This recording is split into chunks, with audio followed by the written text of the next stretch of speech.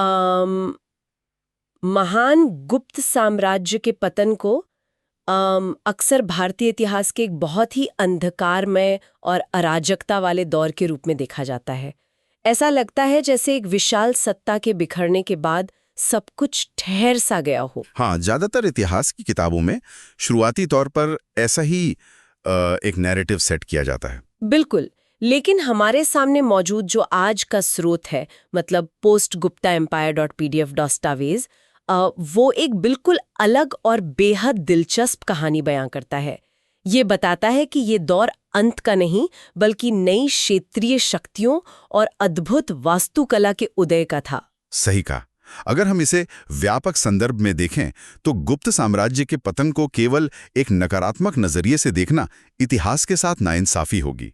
वास्तव में ये विकेंद्रीकरण मतलब डिसेंट्रलाइजेशन का समय था। तो आज के इस गहन विश्लेषण में हमारा मुख्य लक्ष्य इन्हीं ऐतिहासिक पन्नों से उन सबसे महत्वपूर्ण तथ्यों और कड़ियों को निकालना है जो यूपीएससी, एसएससी, रेलवे और स्टेट पीसीएस जैसी प्रतियोगी परीक्षाओं के दृष्टिकोण से सीधे तौर पर प्रासंगिक हैं। तो चलिए इसे गहराई से समझते हैं। बिल्कुल।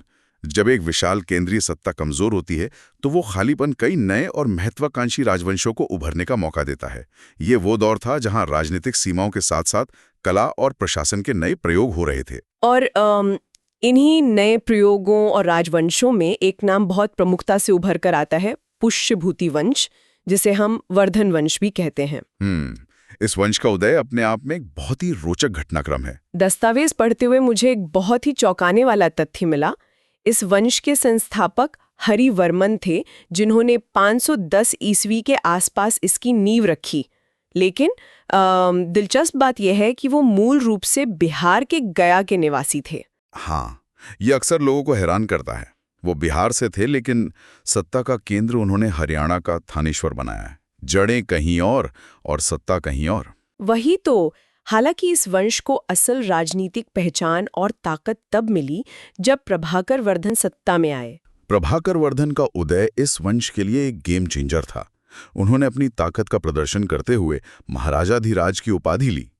लेकिन सिर्फ ताकत से साम्राज्य नहीं चलते, कूटनीति भी जरूरी है। बिल्कुल। और उन्होंने कूटनीति का बेहतरीन इस्तेमाल करते हुए मौखरियों के साथ वैवाहिक संबंध स्थापित किए, है ना? एकदम सही। अपनी पुत्री राजश्री का विवाह मौखरी राजा ग्रहवर्मन से करवाकर उन्होंने उत्तर भारत में अपनी स्थिति मजबूत कर ली थी। लेकिन इतिहास में योजनाएं हमेशा वैसी नहीं चलती जैसी सोची जाती हैं। राजवर्धन की हत्या और मौखरियों पर हुए हमले के बाद जिस तरह की राजनीतिक उथल-पुथल मची, वो किसी थ्रिलर से कम नहीं है। और उसी संकट के बीच मात्र 16 साल की उम्र में जो युवक थानेश्वर के सिंहासन पर बैठा, उसने भारत का इतिहास ही बदल कर रख दिया। हम हर्षवर्धन की बात कर रहे हैं, जिनका शासनकाल 606 से 647 ईस्वी तक रहा। आज के समय में 16 साल की उम्र में सामान्य फैसले लेना मुश्किल होता है, और उस युवा ने एक बिखरते हुए साम्राज्य को संभाल लिया। ये उनकी असाधारण राजनीतिक समझ को दर्शाता है। गद्दी पर बैठते ही उन्होंने अपनी राजधानी को थानेश्वर से कन्नौज स्थानांतरित कर दिया। ये कोई मामूली प्रशासनिक बदलाव नहीं था। मैं यही सोच रही थी कि कन्नौज का चुनाव ही क्यों किया गया?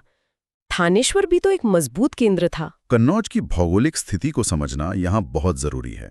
7वीं शताब्दी आते आते राजनीति का केंद्र पाटलिपुत्र से खिसककर कन्नौज आ गया था। दोआब के उपजाऊ क्षेत्र के बीच होने के कारण वो आर्थिक रूप से बेहद संपन्न था। और शायद इसीलिए 7वीं सदी से ही कन्नौज की मजबूत किलेबंदी भी शुरू हो गई थी। बिल्कुल।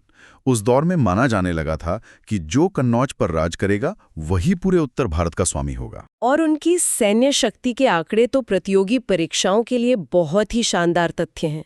दस्तावेज में उल्लेख है कि हर्ष की सेना में 60,000 हाथी और 1 लाख घोड़े थे। 1 लाख घोड़े और 60,000 हाथी, ये एक बहुत बड़े आर्थिक और लॉजिस्टिकल नेटवर्क के बिना संभव ही नहीं है। इतने जानवरों के चारे का इंतजाम और युद्ध के मैदान में नियंत्रण, ये वाकई उनकी आर्थिक समृद्धि को दर्शाता है। लेकिन हर्ष केवल तलवार के धनी नहीं थे, वो कलम के भी सिपाही थे। वो स्वयं साहित्य प्रेमी थे। उन्होंने खुद 3 महान ग्रंथ लिखे। एग्जाम्स में ये बहुत पूछा जाता है, नागानंद, रत्नावली और प्रियदर्शिका। एकदम। और उनके दरबारी कवि बाणभट्ट की भूमिका भी उतनी ही अहम है जिन्होंने हर्षचरित लिखी, जिससे हमें प्रारंभिक जानकारी मिलती है। इसके अलावा हर्ष को राजपुत्र और शीलादित्य भी कहा जाता था। और उन्हें कई जगह भारत का अंतिम हिंदू सम्राट भी कहा जाता है। हालांकि ऐतिहासिक दृष्टि से ये उपाधि थोड़ी बहस का विषय रही है। हाँ, क्योंकि उनके बाद भी शक्तिशाली हिंदू राजवंश आए। खैर, उनका ये विजय अभियान हमेशा निर्बाध नहीं चला। एक बहुत बड़ा टर्निंग पॉइंट आया नर्मदा नदी के तट पर। 632 ईस्वी के आसपास चालुक्य राजा पुलकेशिन द्वितीय द्वारा हर्ष के दक्षिणी अभियान को रोकना। ये उत्तर और दक्षिण के बीच शक्ति संतुलन को तय करने वाली घटना थी। इसने स्पष्ट कर दिया कि उत्तर का कोई भी शासक आसानी से नर्मदा पार नहीं कर सकता। हाँ, हर्ष को वापस लौटना पड़ा। इसके बाद अगर हम उनके प्रशासनिक ढांचे को देखें तो ये बहुत ही सुव्यवस्थित था। प्रशासन का ये ढांचा एक ऐसा पहलू है जो सीधे तौर पर सही क्रम चुनने वाले सवालों में आता है। सबसे ऊपर राष्ट्र, फिर भुक्ति, उसके बाद विषय और सबसे अंत में ग्राम। इसे आज के संदर्भ में समझे तो राष्ट्र देश है, भुक्ति राज्य या प्रांत है, विषय जिले हैं और ग्राम गांव। अधिकारियों के नाम भी बहुत विशिष्ट थे, जैसे अवंती जो युद्ध और शांति का अधिकारी था, आज के विदेश मंत्री की तरह। सिंघनाद सेनापति था, कुंतल अश्वसेना का प्रमुख था और स्कंदगुप्त हाथी सेना का नेतृत्व करता था। और जो नागरिक प्रशासन देखते थे उन्हें सामंत या महाराज कहा जाता था। कर व्यवस्था की बात करें तो दस्तावेज में बलि नामक कर का जिक्र है, जो संभवतः एक धार्मिक कर था। और एक बहुत महत्वपूर्ण बदलाव शुरू हुआ, सनद यानी शासन के पत्रों के माध्यम से भूमि दान की प्रथा, जिससे सामंतवाद को काफी बढ़ावा मिला। अब अगर हम विदेशी यात्रियों की बात करें तो यहाँ एक और बेहद दिलचस्प बात है। चीनी यात्री हुएन त्सांग हर्ष के समय भारत आया और वो करीब 15 वर्षों तक यहाँ रहा। 15 साल। हुएन त्सांग नालंदा महाविहार भी गया और वहाँ के कुलपति शीलभद्र से उसकी मुलाकात हुई। उसके विवरण से समाज को समझने में बहुत मदद मिलती है। जैसे उसने शूद्रों को मुख्य रूप से किसान कहा और मेहतरों या चांडालों का भी विशेष रूप से जिक्र किया। ये भी जानना थोड़ा दुखद लगता है कि कभी महान रहे पाटलिपुत्र और वैशाली जैसे शहर पतन की ओर थे। ये शहरों के उदय और पतन का स्वाभाविक चक्र है। प्रतियोगी परीक्षाओं की तैयारी करने वालों के लिए विदेशी यात्रियों का कालक्रम बहुत जरूरी है। बिल्कुल। तो सबसे पहले फाहियान आए 399 से 414 ईस्वी के बीच चंद्रगुप्त द्वितीय विक्रमादित्य के दरबार में। वो पहले चीनी बौद्ध भिक्षु थे। उसके बाद हुएन त्सांग का आगमन हुआ 629 से 645 ईस्वी के बीच हर्ष और भास्कर वर्मन के दरबार में। और तीसरे प्रमुख यात्री इत्सिंग थे 671 से 695 ईस्वी के बीच, जो समुद्री मार्ग से आए थे। सिर्फ यात्री भारत नहीं आए, बल्कि भारतीय शासकों ने भी चीन में अपने राजदूत भेजे, जैसे हर्षवर्धन, पल्लव राजा नरसिंहवर्मन द्वितीय, कन्नौज के यशोवर्मन और चोल शासक कुलोतुंग प्रथम। यह अंतर्राष्ट्रीय कूटनीति का शानदार उदाहरण है। अब उत्तर भारत से अपना ध्यान थोड़ा दक्कन की ओर ले चलते हैं, जहां वाकाटक वंश ने अपनी गहरी छाप छोड़ी। वाकाटक उत्तरी महाराष्ट्र और विदर्भ में उभरे। इनके संस्थापक विंध्य शक्ति थे और राजधानी नंदीवर्धन थी नागपुर के पास। यहाँ जो बात विचारणीय है वो है उनका सांस्कृतिक योगदान, ब्राह्मणों को बड़े पैमाने पर भूमिदान और वैदिक यज्ञों का समर्थन। और इन्हीं के काल में संस्कृत की प्रसिद्ध वैदर्भी शैली का पूर्ण विकास हुआ। इनके प्रमुख शासकों में प्रवरसेन प्रथम बहुत अहम हैं। 275 से 335 ईस्वी के बीच वे इकलौते वाकाटक शासक थे जिन्होंने महाराजा की उपाधि ली और 4 अश्वमेध और 1 वाजपेयी यज्ञ भी किया। उनकी मृत्यु के बाद साम्राज्य 2 शाखाओं में बटा, प्रवरपुर नंदीवर्धन और बासिम या वत्स गुल्म। इसके बाद रुद्रसेन द्वितीय का विवाह महान गुप्त सम्राट चंद्रगुप्त द्वितीय की बेटी प्रभावती गुप्त से होना एक बहुत शक्तिशाली राजनीतिक गठबंधन था। दिलचस्प बात यह है कि विवाह के बाद रुद्रसेन द्वितीय ने बौद्ध धर्म त्याग कर वैष्णव धर्म अपना लिया। और फिर मुख्य शाखा के अंतिम शक्तिशाली शासक प्रवरसेन द्वितीय ने सेतुबंध नामक काव्य ग्रंथ की रचना की और नई राजधानी प्रवरपुर बसाई। वाकाटकों के पतन के बाद 6वीं शताब्दी की शुरुआत में पश्चिमी दक्कन में चालुक्यों का उदय हुआ। राजधानी वातापी या आज का बादामी। चालुक्यों ने अपनी विविधता दर्शाने के लिए पृथ्वी वल्लभ जैसी शानदार उपाधियां धारण की। इनकी 3 प्रमुख शाखाएं थीं। बादामी के चालुक्य, पश्चिमी चालुक्य और पूर्वी चालुक्य, जिन्हें वेंगी के चालुक्य भी कहते हैं। वेंगी शाखा के संस्थापक विष्णुवर्धन थे और यह भाषा के विकास के लिए अहम है क्योंकि यहीं पहली बार तेलुगु भाषा का आधिकारिक प्रयोग दिखा। कल्याणी के चालुक्य भी थे, जिनके संस्थापक तैलब द्वितीय थे, जिनका चोलों से लंबा संघर्ष चला। लेकिन सबसे गहरा प्रभाव बादामी के चालुक्यों का था। पुलकेशिन प्रथम वास्तविक संस्थापक थे। ऐहोल अभिलेख में उन्हें वातापीपुर की दुल्हन का स्वामी कहा गया है। उन्होंने कदम्बों की अधीनता से राज्य को मुक्त कराया था। और फिर आते हैं पुलकेशिन द्वितीय, जिन्होंने हर्ष को नर्मदा पर हराया था।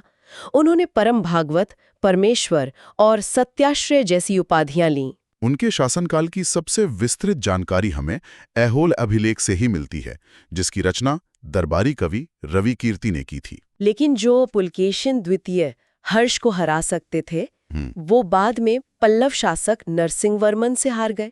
और नरसिंहवर्मन ने वातापी पर कब्जा करके वातापी कोंडा की उपाधि ली। हालांकि हैदराबाद ताम्रपत्र में पुलकेशिन द्वितीय को सैकड़ों युद्धों में भाग लेने वाला कहा गया है। अब युद्धों से हटकर कला की बात करते हैं, जो बहुत ही हाई यील्ड टॉपिक है एग्जाम्स के लिए। चालुक्य कला और वास्तुकला। इसी समय मंदिर निर्माण की वैसर शैली का विकास हुआ, जो उत्तर की नागर शैली और दक्षिण की द्रविड़ शैली का संगम है। कर्नाटक के ऐहोल, बदामी और पट्टदकल इसके मुख्य केंद्र थे। ऐहोल को तो मंदिरों का शहर कहा जाता है। कुल 70 मंदिर। सबसे पहला प्रयोग था लाड खान मंदिर, जिसमें कोई शिखर नहीं है, योजना किसी विहार जैसी है। और हुच्चीमल्लीगुड़ी मंदिर, जिसे विजयादित्य ने बनवाया था, वहां महावीर का राज्याभिषेक समारोह हुआ था। फिर आता है पट्टदल। यहाँ 10 बड़े मंदिर हैं, 4 नागर शैली में जैसे पापनाथ मंदिर और 6 द्रविड़ शैली में जैसे संगमेश्वर और मल्लिकार्जुन। लेकिन वास्तुकला का असली मास्टरपीस है विरूपाक्ष या लोकेश्वर मंदिर। इसे विक्रमादित्य द्वितीय की पत्नी लोक महादेवी ने बनवाया था। इसमें पहला गोपुरम देखने को मिलता है और दीवारों पर रामायण के दृश्य उकेरे गए हैं। साथ ही 1 विभिन्न मुद्राओं में नटराज शिव की मूर्ति है, जो इसे अद्वितीय बनाती है। तो इस पूरी चर्चा को समेटते हुए हम देख सकते हैं कि गुप्त काल के बाद का युग अंधकार में बिल्कुल नहीं था। प्रशासन, कूटनीति और वेसर शैली जैसी कला का अभूतपूर्व विकास हुआ। बिल्कुल। प्रतियोगी परीक्षाओं के लिए ये समझना बहुत जरूरी है कि ज्ञान केवल तथ्यों को रटने से नहीं, बल्कि इन डॉट्स को कनेक्ट करने से मिलता है। जाते जाते श्रोताओं के सोचने के लिए एक अंतिम सवाल छोड़ती हूँ। कल्पना करें कि यदि पुलकेशिन द्वितीय ने नर्मदा के तट पर हर्षवर्धन को नहीं रोका होता, तो क्या होता? क्या वास्तुकला की उस अनोखी वेसर शैली का विकास वैसे ही हो पाता, या उत्तरी भारत के प्रभाव से दक्कन का इतिहास पूरी तरह से बदल जाता? इस पर विचार जरूर करें। आज के इस गहन विश्लेषण में बस इतना ही।